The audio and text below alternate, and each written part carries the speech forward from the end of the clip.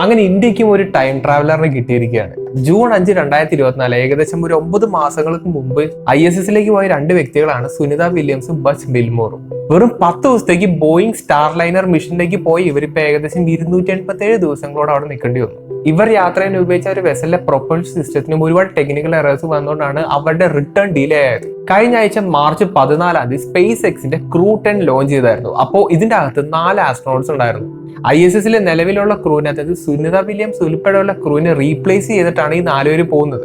4 പേര് ഉൾപ്പെടുന്ന ഈ ഒരു ക്രൂ ISSുമായിട്ട് ഡോക്ക് ചെയ്തതിനു ശേഷം സുനിത വില്യംസും ബച്ച് വിൽമോറും ക്രൂ ഡ്രാഗ് എന്ന് പേരുള്ള ഒരു മൊഡ്യൂളിൽ കയറിയിട്ട് നേരെ നമ്മുടെ ഭൂമിയിലേക്ക് വരും. ഇന്ത്യൻ ടൈം അനുസരിച്ച് 2025 മാർച്ച് 19 വെളുപ്പിന് ഒരു 3-3:30 ആകുമ്പോഴായിരിക്കും അവർ സ്പ്ലാഷ് ഡൗൺ ചെയ്യുക. ഇതിനു മുമ്പ് ഞാൻ ഇതിനെപ്പറ്റിയിട്ട് ഒരു വീഡിയോ ചെയ്തായിരുന്നു. അതിൽ ഞാൻ പറയുന്നുണ്ട്, അതായത് ക്രൂ ഡ്രാഗ് എന്ന് പറയുന്ന ആ ഒരു ലൈഫ് ബോട്ട് പോലത്തെ ഒരു സംഭവം നമ്മുടെ ISSൽ ഓൾറെഡി ഉണ്ടെന്നുള്ളത്.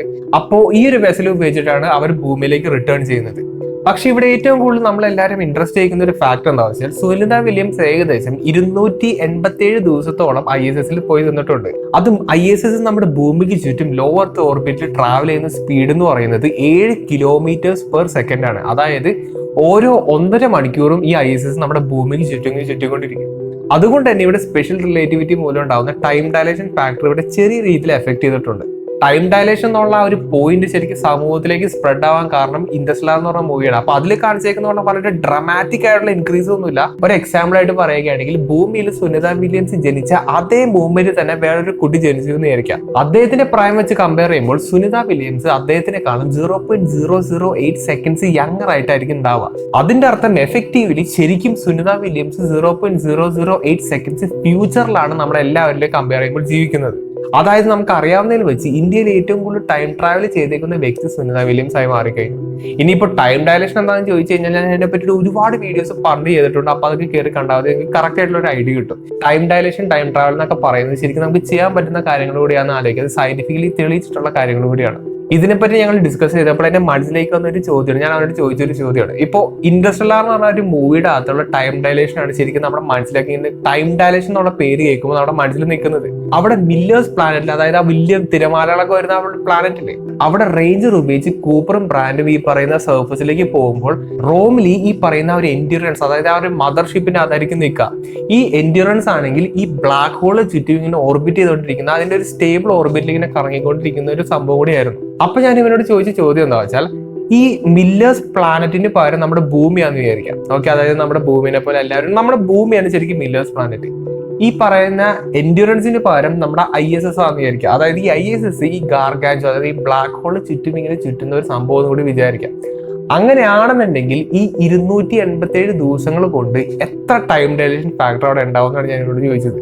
ഇതൊരു സിനിമയാണെന്നുള്ള കാര്യങ്ങളൊക്കെ നമുക്ക് മനസ്സിലാവും. പക്ഷേ ഇവിടുത്തെ ടൈം ഡയലേഷൻ ഫാക്ടർ ഒന്ന് കാൽക്കുലേറ്റ് ചെയ്ത് നോക്കിയപ്പോൾ ഏകദേശം 52,500 വർഷങ്ങളാണ് ശരിക്കും അവിടെ ഉള്ളത്. ഭൂമി, അതായത് മില്ലേഴ്സ് പ്ലാനറ്റിൽ നിന്ന് ഈ പറയുന്ന എൻഡ്യൂറൻസ്, അതായത് ISSലേക്ക് സുനിത വില്യംസ് പോയിട്ട്, അതായത് ഭൂമിയിലുള്ളവർക്ക് വെറും 9 മാസങ്ങളെ പോകുള്ളൂ. അതായത് സുനിത വില്യംസിന് ഏകദേശം 52,000 വർഷങ്ങൾ പാസ് ചെയ്തിട്ടുണ്ടാവും. ഒരാളുടെ ലൈഫ് ടൈമിന്റെ 500 ഇരട്ടി നമുക്കിവിടെ പറയാൻ പറ്റും. അപ്പൊ ഞാൻ അവരോട് ചോദിച്ചൊരു ചോദ്യമാണ്, ഇപ്പോ ഈ ഒരു ഡേറ്റില് സുനിത വില്യംസ് റോക്കറ്റ് കയറിയിട്ട് എൻഡ്യൂറൻസിലേക്ക് അതായത് ISSലേക്ക് പോയെന്ന് വിചാരിക്കാം. ഇങ്ങനത്തെ ഒരു സിറ്റുവേഷൻ നമ്മൾ ആലോചിക്കുകയാണെങ്കിൽ, സുനിത വില്യംസ് അവിടെ നിന്ന് റോക്കറ്റ് കയറിയിട്ട് നേരെ എൻഡ്യൂറൻസ്, അതായത് ISSലേക്ക് പോയിട്ട് നമ്മുടെ ഭൂമിയിൽ ഒരാൾ വെച്ച് നോക്കുകയാണെങ്കിൽ പെട്ടെന്ന് അതിനൊരു 3-4-5 മിനിറ്റ് കഴിയുമ്പോഴത്തേനും പുള്ളിക്കാരി അവിടെ നിന്ന് ഇങ്ങനെ വന്ന് നമ്മുടെ ഭൂമിയിലേക്ക് വന്നിങ്ങനെ വീഴും. നമുക്കത് വെറും മിനിറ്റുകൾ മാത്രമേ തോന്നിക്കുന്നുള്ളെങ്കിലും ചിലപ്പോൾ ഒരു മാസങ്ങളോളം സുനിത വില്യംസ് അവിടെ നിന്നിട്ടായിരിക്കാം ഇവിടെ വന്നത്. മില്ലേഴ്സ് പ്ലാനറ്റിന്റെ 3 മണിക്കൂർ എന്ന് പറയുന്നത് എൻഡ്യൂറൻസിന്റെ 23 വർഷങ്ങൾക്ക് തുല്യമാണ്. അതാണ് നമുക്ക് ആ മൂവിയിൽ നിന്ന് അറിയാൻ പറ്റുന്നത്. അങ്ങനെ നോക്കുകയാണെങ്കിൽ സുനിത വില്യംസ് ഒരു 20-ാം വയസ്സിലാണ് ISSലേക്ക് പോയെന്ന് വിചാരിച്ചോ. എന്തോ പ്രശ്നങ്ങളെ പറ്റി ISSനകത്തുള്ള ലൈഫ് ബോട്ടുകളൊന്നും വർക്ക് ചെയ്യുന്നില്ലെന്ന് വെച്ചോ. അപ്പൊ സുനിത വില്യംസിന് സേഫ് ആയിട്ട് നമ്മുടെ ഭൂമിയിലേക്ക്, അതായത് മില്ലേഴ്സ് പ്ലാനറ്റിലേക്ക് തിരിച്ച് വരണമെങ്കിൽ സുനിത വില്യംസ് എപ്പോഴാണോ റോക്കറ്റ് കയറി ISSലേക്ക് പോയത്, അതിൽ നിന്ന് ഒരു 7 മണിക്കൂറിനുള്ളിലെങ്കിലും നമ്മൾ ഒരു റോക്കറ്റ് ഉണ്ടാക്കിയിട്ട് അതിൻ്റെ അകത്ത് ലൈഫ് ബോട്ടൊക്കെ വെച്ചിട്ട് ഈ ISSനെ കൊണ്ട് ഇന്റർസെപ്റ്റ് ചെയ്താൽ മാത്രമാണ് പുള്ളിക്കാരിന്റെ ജീവനോടെ നമുക്ക് ഭൂമിയിലേക്ക് എത്തിക്കാൻ പറ്റുള്ളൂ. കാരണം എന്താണ്, ഇവിടെ ടൈം ഡയലേഷൻ ഫാക്ടർ എന്ന് പറയുന്നത് വളരെയധികം എക്സ്ട്രീം ആണ്.